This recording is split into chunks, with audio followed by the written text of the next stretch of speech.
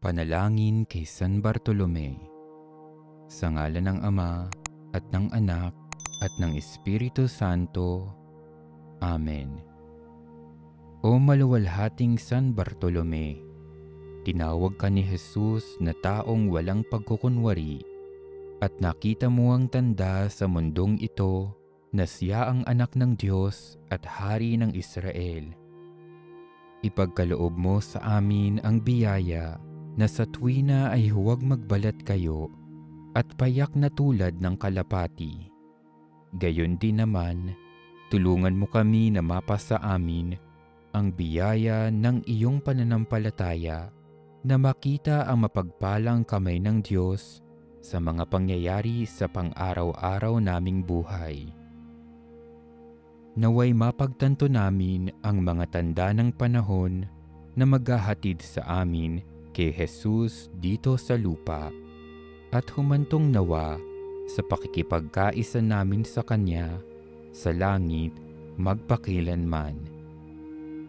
Sa iyong tulong at mga panalangin, o maluwalhating San Bartolome, ipinagkakatiwala namin ang aming mga pangangailangan at kahilingan.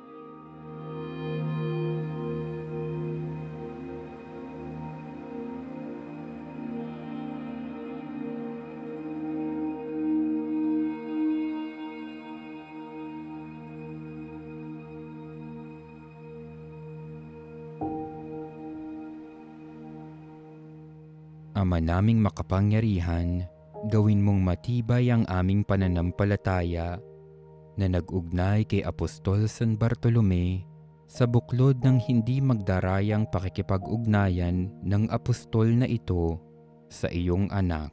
Bilang tugon sa kanyang pagdalangin, ang sambayanan mo naway maging pananda ng iyong pagliligtas sa lahat ng bansa sa pamamagitan ni Hesukristo kasama ng Espiritu Santo, magpasawalang hanggan. Amen. Apostol San Bartolome, ipanalangin mo kami. Sa ngalan ng Ama, at ng Anak, at ng Espiritu Santo. Amen.